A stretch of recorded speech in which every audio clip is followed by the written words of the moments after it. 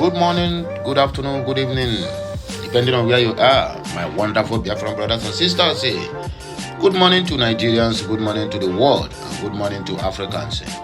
Well, I welcome you all to this early Monday morning broadcast. Make una no remember, make una no forget to say my name, never change. I still remain Amandian from the platform of Okute Daily Talk, bringing to you this early Pi morning broadcast. I saw this message as I just woke up this morning, so I said it is necessary I brought this to the hearing of my people that Mazin Nnamdi Kanu's wife, Uchechi, she don't cut chain. This matter, I beg you, even a world court cannot settle it. And I hear whether they talk, even world court cannot settle this matter where this our leader, Mazin Nnamdi Kanu's wife, Uchechi, carry come for our tomato this very morning. Make una hear how the thing take big. Make it not be saying na me. Go formulate this one, come they tell my people. Make una hear the headline. Breaking news. My British husband, Mazin Nnamdi Kanu, is in a Nigerian jail. If he dies, the country will burn. Uchechi Oku Kanu declares personal what? Personal war with the Fulani government of Nigeria and the government of the United Kingdom. My people, this one that the matter, I don't know how they want to tackle this matter because she said the country will burn. I don't know which country one born, whether Nigeria one born or I've been a UK one born. But it is, I can't even understand why this woman has been silent for over two years plus. Now you want come out now begin to threaten Nigeria and the UK government, say the country go burn. Now the things where they marry keep for house now saying our wives, where they even want they wait every single opportunity where their husband go down so that they will rise and become a single mother and a single lady where they control things. Anyway, I am not in her shoes. I don't know why she have been silent all this while, so I am not in a position to judge her or to judge anybody. We are not meant to be judged. Otherwise, we are going to be judged. But despite the fact that sometimes we need to do what? Our views. In your view does not mean you are judging anybody. You get the point now. So, my wonderful biafran brothers and sisters, now this one matter, now I will treat this morning. Anything where you get to tell Uchechi, she they watch my content, don't worry. Drop it at the comment section. She will hear it. And that is why sometimes we wait there for media space. We dey trade with caution because we don't know who is who. We don't know who is watching our content. So make una know do what? Make una know worry. Anything where you want to tell her, drop it at the comment section. She will hear it. Well, my wonderful biafran brothers and sisters, I beg you, this is the point where we go hammer on this very Monday morning. This one, as they just wake up, make it no use them. They step down because news boku today, and I promise also that today is going to be fire for fire. There's one headline I saw. Let me quickly tackle this matter before it's escaped my mind. The what did they call him? The late Odukoya, and I still remember say the late Odukoya.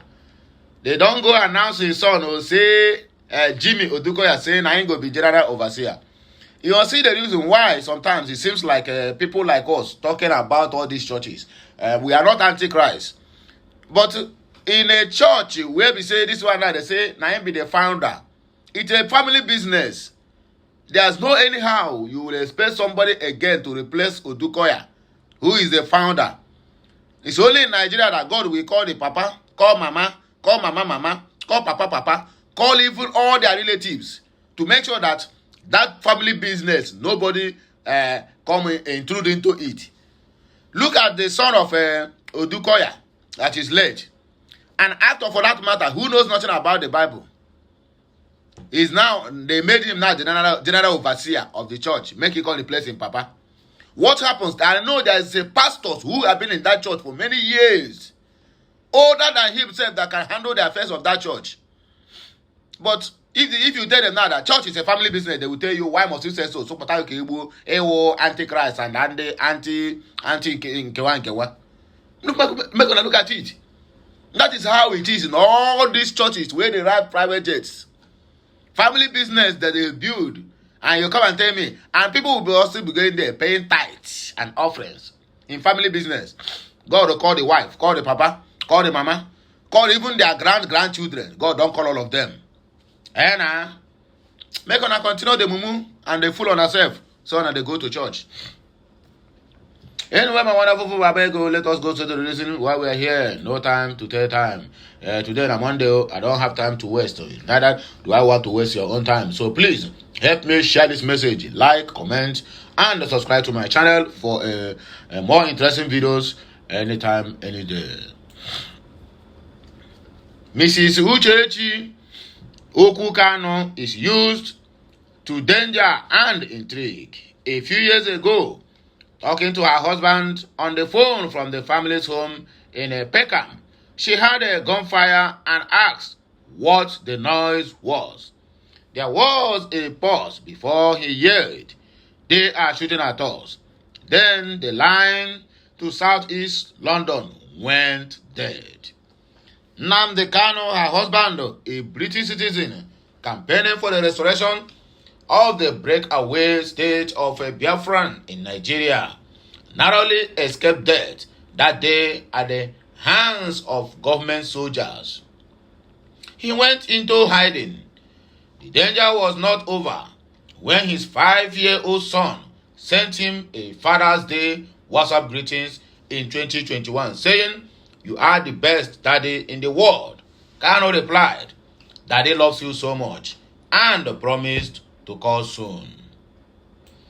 But he never did. Shortly after sending that message, he was kidnapped in Kenya, chained to a wall, and beaten severally before being taken bloodied and blindfolded to the contraption called Nigeria.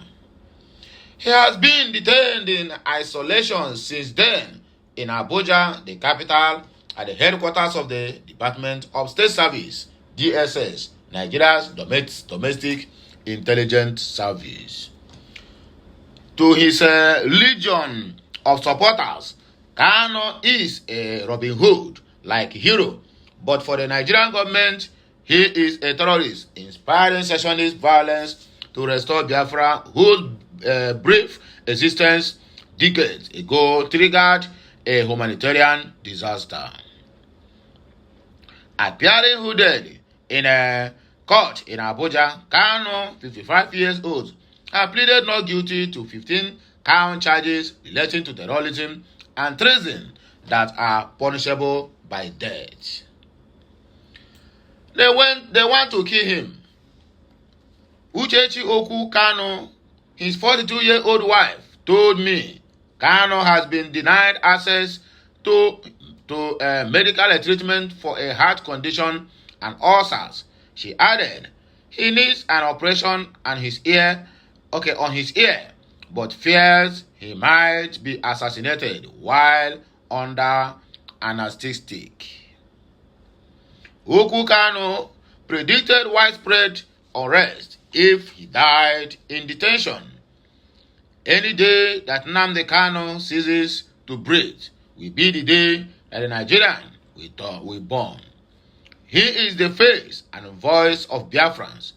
Fearing for his life and her own, Oku Kanu went into hiding with her 2 children in Yorkshire after her husband was seized. She was appealed repeatedly, thus far in vain, to the British government for help in securing the release of his husband. It is so disappointing, she said.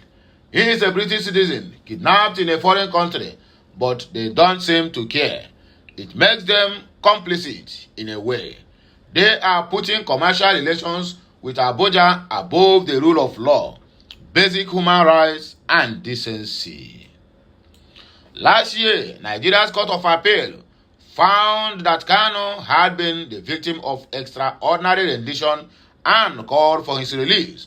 A report by the United Nations Human Rights Council Working Group on Arbitrary Detention reached the same conclusion, stating that Kanu had been subjected to 8 days of torture and ill treatment by Kenyan special forces and was taken to Nigeria with no period hearing before a judicial or administrative body, let alone access to a lawyer. However, the UK government has stopped short of acknowledging that Kanu's removal from Kenya was a case of extraordinary rendition. A court in London this year dismissed a case brought by Kanu's brother, Kingsley, arguing that the government posture had frustrated efforts to secure his release. Nigeria's Supreme Court is due to issuing a ruling on September 28 on the Court of Appeal's order to free Kanu. If the government was a real case against him, why don't they apply for his extradition from the Britain, said Uku Kanu. The Foreign Office will continue to provide consular support to Mr. Kanu and remain in regular contact with his family and legal representatives and the Nigerian and Kenyan authorities as well. Kanu ran Radio Free Biafra from Britain, later forming the indigenous people of Biafra, according to them, a banned group in Nigeria. It wants to resurrect the different separate states of Biafra that existed from 1967 to 1970. Kanu has insisted, however, that he has never advocated violence. He was born in 1967, a few months after Biafra War declared independence from Nigeria, Africa's most populous country, unleashing 3 years of civil war and a blockade by the Nigerian military, and ensuring famine killed 2 million people, mostly children, whose suffering was brought to the attention of the world in the haunting images taken by the photographer Don McQuillan for the Sunday Times magazine. The Biafrans surrendered in 1970, but resentment endured. Half of a century later, Kanu's secessionist movement is gaining momentum in the predominantly Christian region called the Biafra land. Christian Biafrans are being massacred. Our people are being killed. Our churches are being burnt, said Uku Kanu. She alleged that Fulani cattle herdsmen from the north were being encouraged by the government to invade Biafra lands. They rape our women, our mothers. They marched and killed pregnant women. They take them hostage. Her husband has set up the Eastern Security Network, a militia group defending local farmers, but the region, she said, was clamoring not for armed insurrection, but a referendum on independence. There's nothing wrong with asking for freedom. It is one's inalienable right, said Uku Kanu.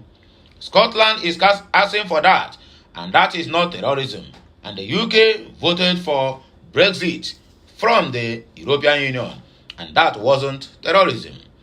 Over the years, she has grown used to her husband's long absence and the dangers of association with him. The shooting that interrupted her telephone conversation with him happened when the army attacked her husband's family home in 2017, killing 28 of his supporters. Kanu was injured and spent a long period in hiding. Uku Kanu had given birth to the couple's youngest son, Nnabuikem, in 2016. Kanu met him for the first time when he returned to Britain in 2019. It was quite an emotional scene. The first time he had him, Uku Kanu said, "My life is full of emotional scenes. It is a roller coaster." His reappearance in London coincided with an intensification of the secessionist campaign. A white van with tinted windows was often parked outside the couple's Peckham home. Kanu believed they were under surveillance. He gave his followers the slip by arranging for a supporter to pick him up at the back of the building. He was on a trip to Nairobi for meetings, having previously visited Brussels and Washington when he was seized. He went to the airport to pick up a contact but never returned. I warned him to stay away from Africa, Uku Kanu said. I said to him, you can't go to any African country. Don't you ever go to Africa. I had seen him in a dream being arrested in an African country. She did not tell her son that her father was detained until earlier this year. He doesn't say much. He sometimes cries for no reason. I say, why are you crying? He bottles it up. He cries from the heart. This message is from Uchechi Ukukano, the immediate and the wife of Mazi Nnamdi Kanu, speaking from her Peckham home in UK, London. So my wonderful Biafran brothers and sisters, the most important thing here now is she has passed a message to all the Biafrans, to all the groups, to all the Igbo lovers of Biafran freedom, and to all the people who love what we are doing as Biafrans. If you don't love what we are doing, anyway, stay clear. But this one, this message need to go round. Every news and crannies of this our Biafran land need to carry this news, because everybody need to listen to what the wife of the indigenous people of Biafra, IPOB leader Mazi Nnamdi Kanu, what he said concerning the health of her husband, her whereabouts, how he had been monitoring on how a van had been parking in front of their house as a spy, covering and monitoring the movement of the husband on daily basis before that kidnapped in Kenya. So my wonderful Biafran brothers and sisters, I beg, make una help me share this message. Like, comment, and make sure you subscribe to my channel for what? For more interesting videos as we proceed. Have a nice day and have a nice Monday. May the good Lord bless us all, the Father, and of the Son, and of the Holy Spirit. I'll be right back again with another blockbuster. Bye for now.